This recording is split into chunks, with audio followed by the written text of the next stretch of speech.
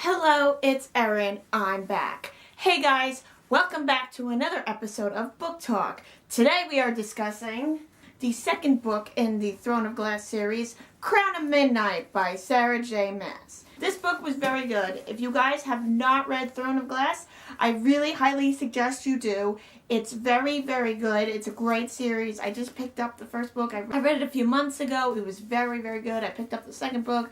As I said in my Throne of Glass book talk, I am marathoning the series. I am not going to read Empire of Storms just yet. I'm going to read up to Queen of Shadows, and then I'm going to move on to other books because I want to kind of take a break from the series, and then I will come back to Empire of Storms eventually. Don't know when that'll be, but it'll be hopefully in the near future. And this book series, as I said previously, is going to be more book series. There's one more book that's coming in the series, I believe. This is a very great series. Like I said before, I'm going to say it one more time. I'm on the third book. It is phenomenal. I know I'm behind on book talks. I'm not going to repeat it because I said a whole thing in my last book talk. I edited the last book talk. I said, holy crap, I repeated myself way too much, so I'm just going to go with that saying. I am on the third book. I read this book. I love it very much. And I will try not to give away spoilers in this book talk because I kind of give some of these spoilers away in the last book talk. Think of it as a preview, not as spoilers in any way possible. If you guys have not checked out my Throne of Glass book talk, or if you have not read the Throne of Glass, check it out. It's a very, very good book. I highly recommend you read it. Pick it up. It's a very good book. And there's not much I can say because this is the second book, and you don't want to get spoiled without reading the first book, because why would you read the second book, watch a book talk, and then go into the first book? It gives so much away, which is the point of a series. If you have not checked out my book talk, you can check it out on this playlist. That is Book Talks. Go read that book, go watch that book talk, come back, and you can watch this one. So there's not much I can say without spoilers. So bye, not spoilerly people. Bye!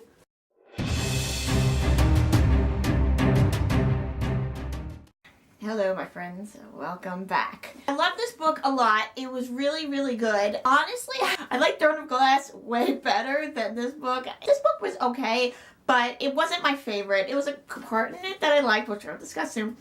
It was very good. I didn't like it as much as I liked Throne of Glass, and I'm liking Heir of Fire more than this book. Maybe a little bit more. I don't know. I will tell you guys at the end of my Heir of Fire book talk, which I don't know when it'll happen, maybe soon, like I said before. I like this book. Wasn't my favorite.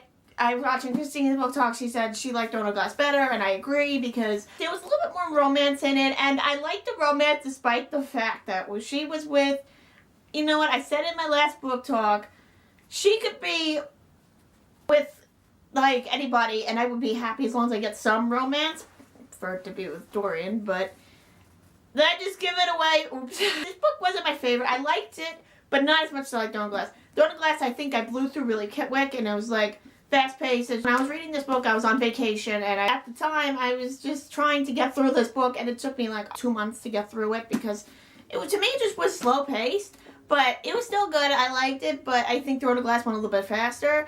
And I know I said this before, but Heir of Fire, in my opinion, is going way faster than this book, but this book was still really good. I liked it. I liked some parts. Like, it was good in the beginning, and then the middle kind of slowed down a little bit, and then towards the end it got fast again. Because by the time I got into it, the book was over, and I was ready to start Heir of Fire. And it's not like I was going to end the book and then go on to another book series and just, like, be like, oh, man, and then come back to another book series and be like, what happened in this book? Because it's a good thing I'm marathoning the series. So that wasn't the issue here. I did really enjoy this book, but not as much as I would have liked. That I was looking forward to, like I said, Throne of Glass, favorite book in the series so far. I like the first book. I always like the first book in a series. You'll hear me say that a lot on this channel. Like, with Darkest Minds is always going to be my favorite book out of all three. Shadow Me, I'm going to mention it again, first book out of all three, I liked it. It's just something with me and the first book in the series I always like. It depends on the series. Sometimes it might be the second book, sometimes it might be the third. But, like, when it refers to the Divergent series, it's just a couple examples. I liked the first book better. It just depends on the series. But so far the series I've been reading, not including this series, I always liked the first book. It's just a weird coincidence. But honestly, this book was good. I just didn't like it as much as I liked the first book. And Heir of Fire is actually picking up, like I said, a lot more than this book. But there were a lot of parts in this book I liked. I don't hate it. I don't hate this book, guys. I don't think that I hate it and don't get bad thoughts because, like, oh, she didn't like the book. I love the series, but I just like the first book better. Don't be insulted. We all are entitled to our opinions, people. Alright, I keep repeating myself, so I'm just gonna say that I did like the first book better, but I am going to move on. So the book opens up and she's doing these killings for the king. And she's starting her off as champion and she's killing all these people. And she has a conscience too. So she's like killing all these people and she's giving the heads to the king. I guess he needs proof. It's like, you give me proof and we're good. And then you move on to your next mission. Now, Celaena gives these heads to prove that she killed them. And I'm thinking this is too easy. And then we find out the truth that she's been faking them the whole time. She doesn't have the heart to kill them. What happens is she goes to these people. It gives them an option to pick up their stuff and leave town or move to a new continent, what have you. And start a new life, have a new identity for yourself. Basically, you're a new person. And then in response, she goes to these hospitals, these sick places, I guess, where these people were sick. And like hospitals, people sick and they die. And she takes a head from one of the corpses, which is weird, but you know what, it's her imagination, so she wants to fool the king, she can do it any way possible. It's a smart way, I might add. She takes the head and she gives it to the king. But does the king really know what these people look like? I guess he doesn't. Maybe that's why she's getting away with it. So, it works out. The fact that the book opens up and she's like, gonna kill these people is kind of it. But then throughout the book, we get more of an idea and the story just slowly starts to build, as any book does. And it's like a puzzle. It comes together. Now we're going to talk about the big elephant in the room. Yes, we're going there. Nahima was murdered. Who didn't see that coming? I was on vacation when I read this. I was sitting on the couch of my timeshare apartment thing, and I was like, what the hell? Like, I was reading it, and I was like, oh my god. Like, before that, we got the chapter where she was talking to the queen, Elena, but she took her to the catacombs, so she kind of knew. It was a very short chapter, it's like maybe a page, and she's like, there's something you have to do, and she's like, I know what has to be done. And I'm reading, and like, are they talking about Celaena, or they talk... It was very fake, and I didn't put two and two together until Christine pointed out her book talk, and then I'm like, ugh. It makes perfect sense. She was talking about herself, and she knew it was going to happen. And then the next thing you see, because we're in Celaena's POV, because we weren't there when Nahima died, because we were kind of in Celaena's POV at the time, and it was all set up by Archer, because he's the reason why he kidnapped Kale, and then they distracted her so that she wasn't the castle. It was a big, like, confusing scene for me. Things didn't start linking until, like, I read the end of the book, and I'm like... okay. And then again, like, I watched Christine's book talk and it's like things they're clear and now I'm like, okay, I understand. And like, there was a death threat against Nahima and Kale knew about it and he didn't say anything and Celaena's trust in him kind of went bad and they kind of broke up and I don't know, I'm happy about that because she could be with Doria now and there goes the romance for at least the next couple books. At least the next book, there's no romance. I need romance. But that relationship kind of died quickly. When they do date a month. Nahima was murdered, and how she was murdered was she was chopped up into blocks. And we find out it was Garvin who killed her.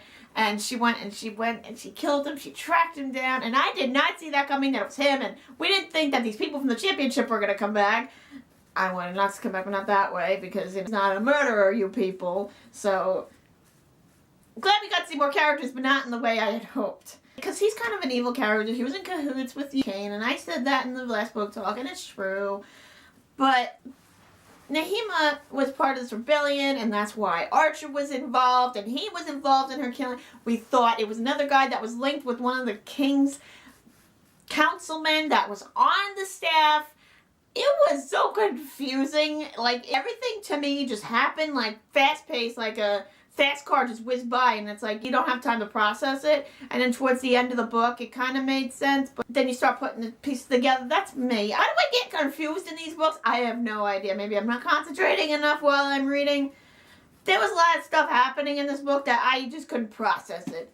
But I got a little confused towards the end, and it just got closer to understanding what it really meant and what happened at the end of the book, and everything started to make sense. There's a lot of politics in this book, honestly, like with the king, and he was having his meeting with his men, and Dorian was involved, and Kale, and we don't get that many new characters. Like, we're just kind of basically stuck with the new ones.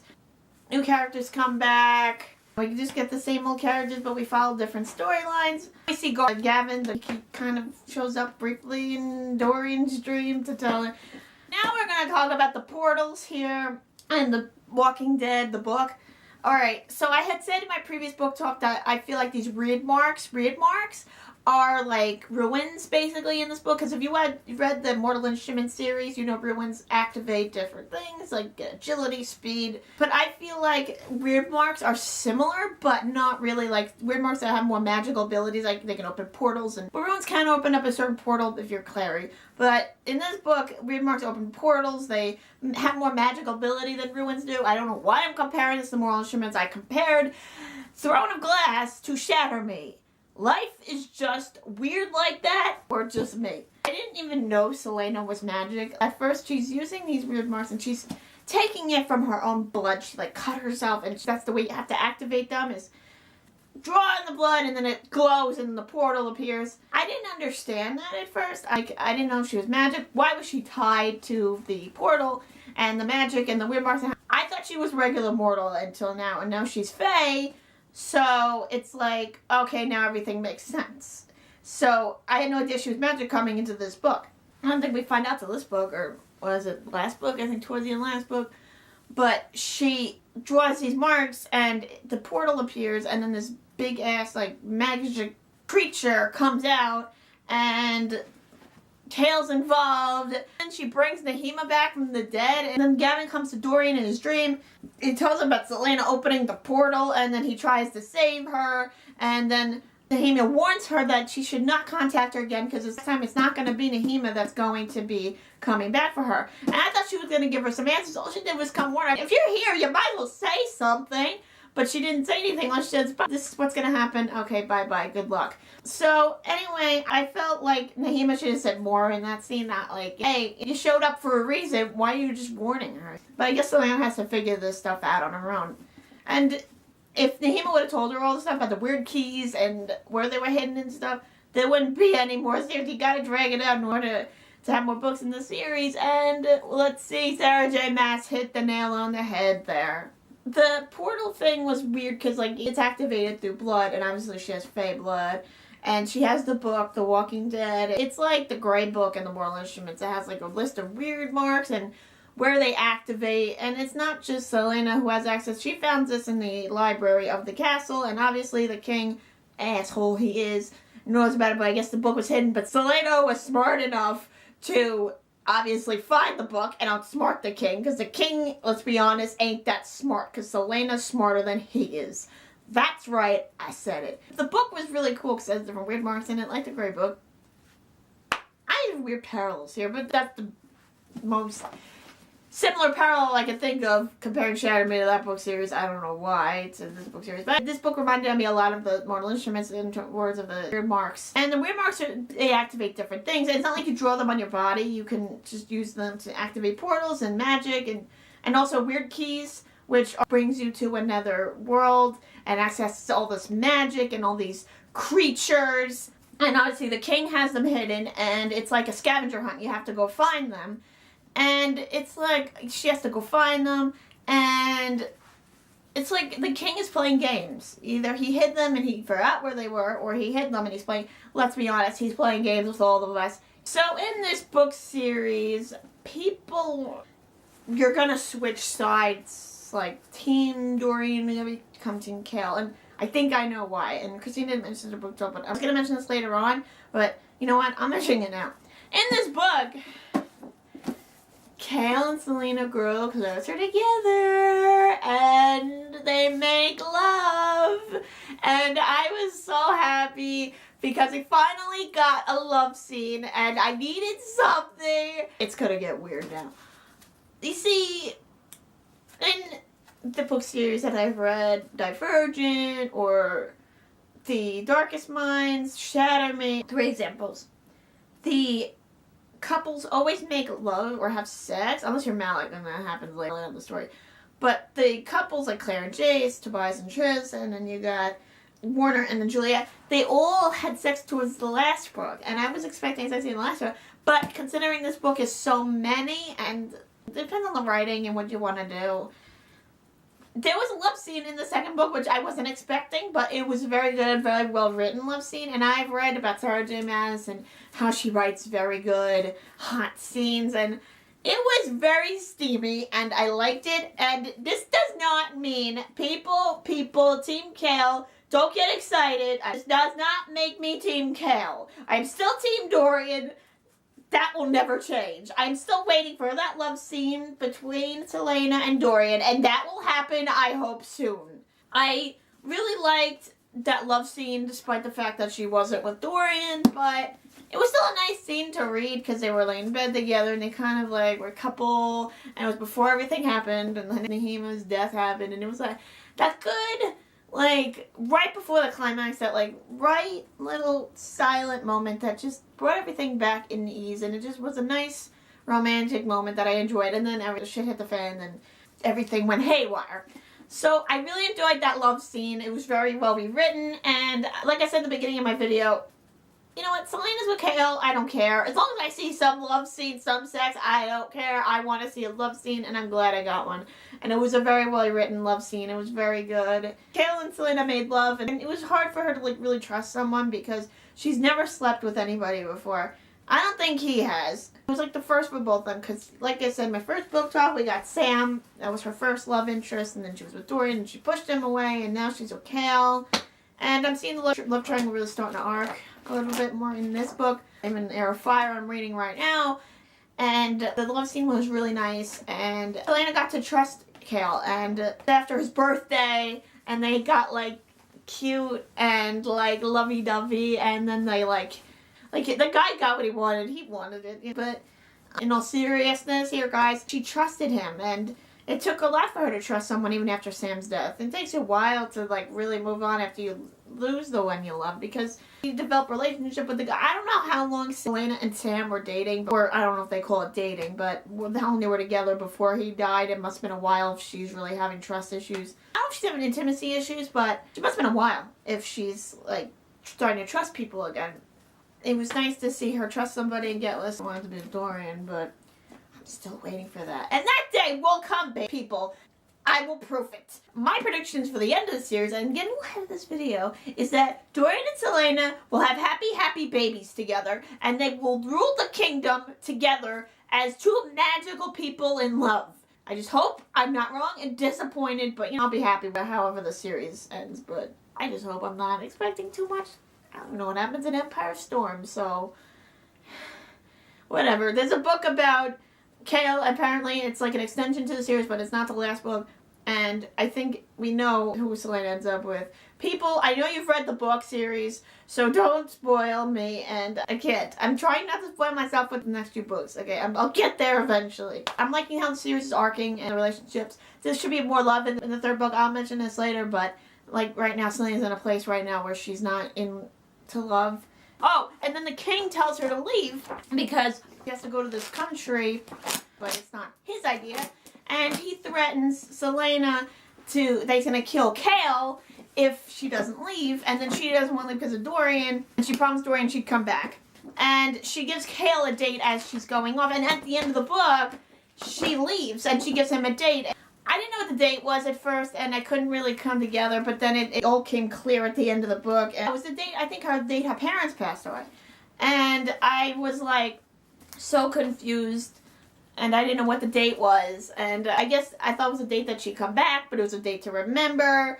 And then in this book, we find out that Celaena is in fact Fae, and everything happens. She tells Chaol her story, she tells Dorian, but she tells Dorian more than she tells Chaol.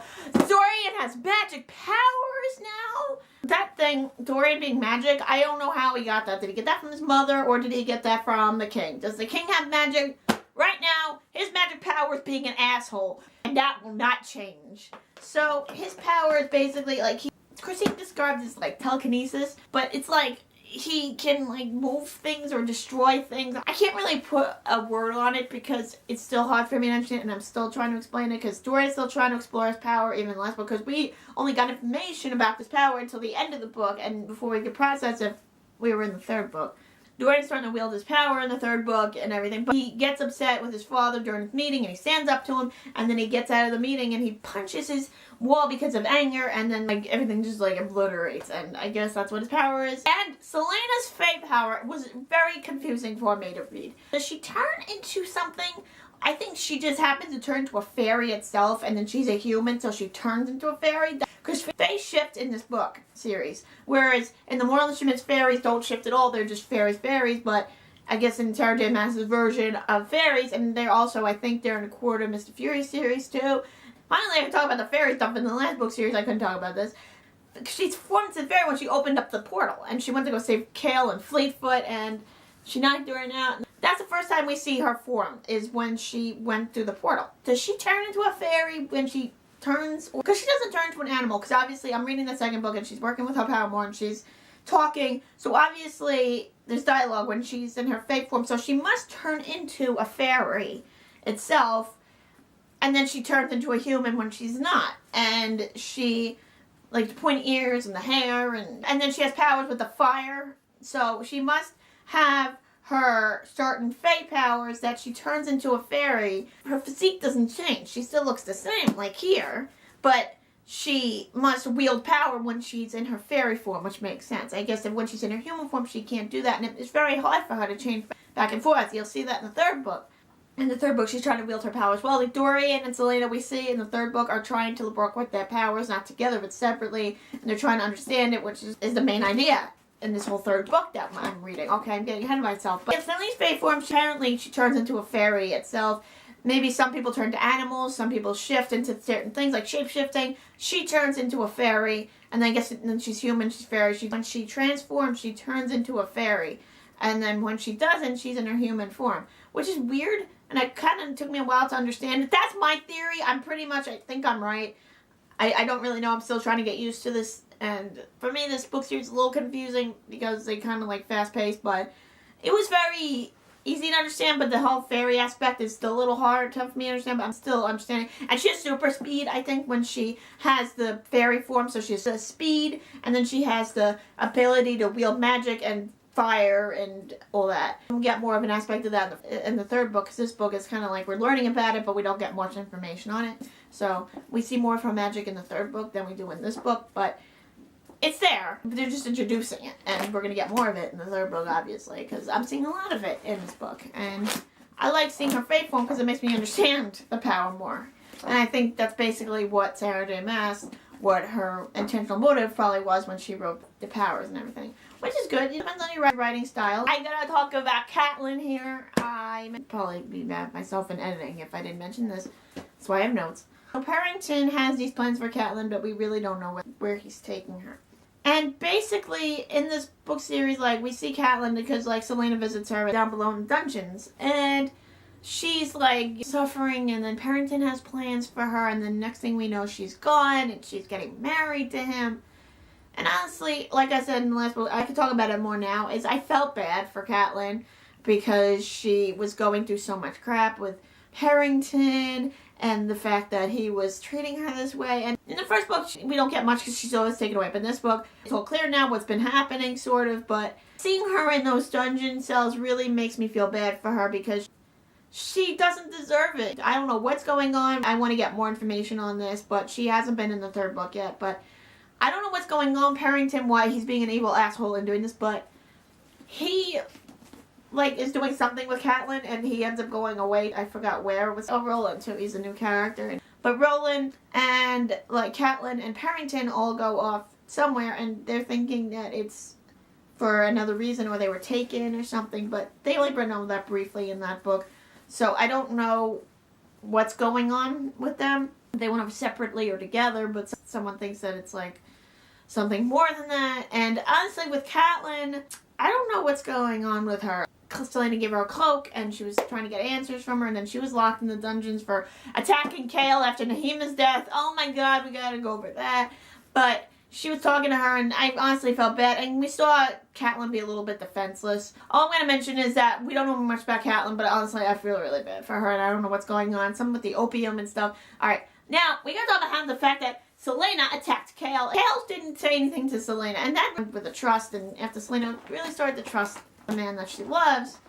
The fact that she attacked him because she didn't trust him, and I don't think Kale was gonna die. I don't think she would have caused that much damage, but she's an assassin, so she's unpredictable. So it's a possibility she could have killed him, but she didn't, because we know that he's not gonna die. There's the rest of the book series here, people. He ain't gonna die anytime soon.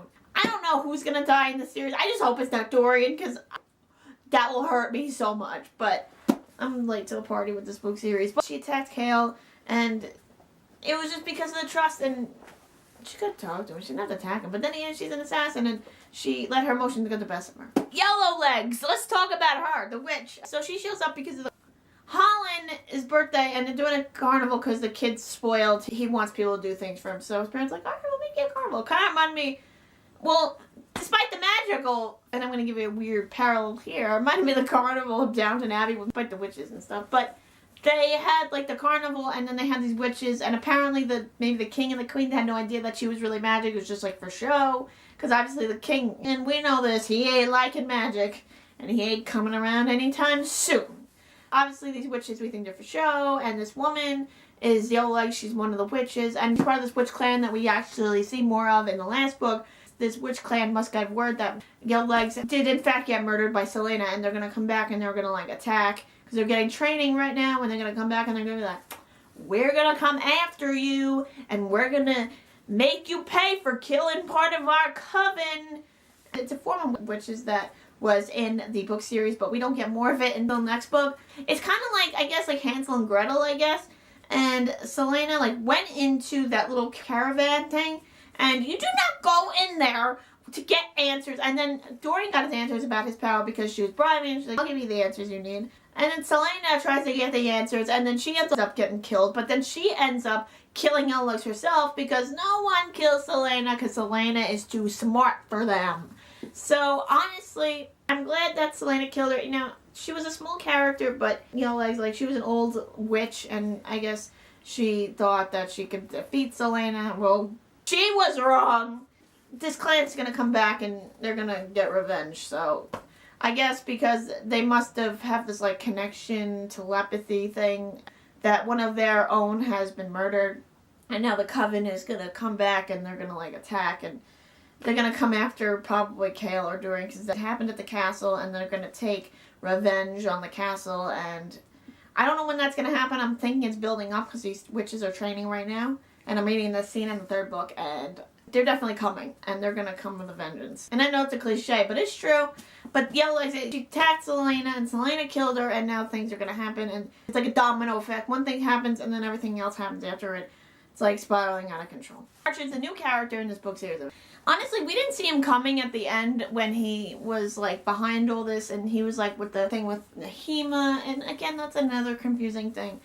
But Selena, obviously, she found out that he was, in fact, behind everything, and she wasn't going to kill him, and she gave him a chance, but she's like, just, I knew you were a good woman, and she's like, no, I'm not. Nahima was, and then she murders him. That was the end of him, because obviously, that bastard will not come back from the dead. If I'm being honest here, I'm glad he's gone. Archer wasn't my favorite character, and I'm just glad that she murdered him. I love how, like, Gavin came to Dorian in his dream, as this before, and then Elena came to Selena in her dream, and they were telling each other, and they're gonna get together because they have that connection with their dreams and stuff. I just had to mention that. I'm not gonna give you a theory about this next book, because like I said, I'm in the middle of it right now, but I can do better than I did in the last video, what I'm expecting. In the next book, so far, I'm gonna try to give away as many spoilers as I can, but I'm like 300 pages in, so it's like maybe 500. So I'm going to try my best here. In the next book, I want more Dorian time. I read something with Dorian a few days ago, and I'm waiting for him to come back. And the second book is separated into 2 parts. So it's like this, and I'm up to the second part right now. And I'm expecting more Dorian. I want Dorian to find Selena. I want him to get control of his father. And I hope that we get more of his power. I want to learn more of it. I want to see more Selena. I want to see more Kale. And I want to see them fight, and I want to see Dorian just be the warrior that he is, and I want him, like I said, I want Selena and Dorian to get married, have babies, and rule this kingdom, because Dorian needs a queen, and he needs a bride. Let it be Selena, because Selena's the queen of Tennyson. She can be his princess. She makes the qualifications. It can happen. I just hope that they do get married because they're like Endgame. They need to be together. But I hope to see Dorian become the warrior that he is, and that he comes to find Celaena where she is in the next book. And right now he's chilling at the castle, and I just need him to get out of that goddamn castle and just get the hell to Celaena, because I'm tired of seeing this guy mope. He needs to get off his mopey ass and get going to find Celaena. Stop moping, man, and go find your princess. Celaena, you know you want her, but he has a kingdom to rule. His father's an asshole. This guy's messed up. I feel bad for him. I just hope that I see more of Celaena, more of Dorian. I want to see more new characters. I said this once, I said it again. I want a Kenji-like character, and I'm still waiting. Unless the series maybe calls for not that kind of character, but I'm waiting, and I hope I get it. But even if I don't, I still like the series anyway. I just need some humor. Like, actually liking some of the dialogue. I'm laughing. Even if it's serious, she actually is humorous if she's serious. I guess that's what she is. But I'm hoping we get more Celaena, more Dorian. I can't say much without spoiling, but I just want to see Celaena and Dorian. I want to see Solorian. It better happen.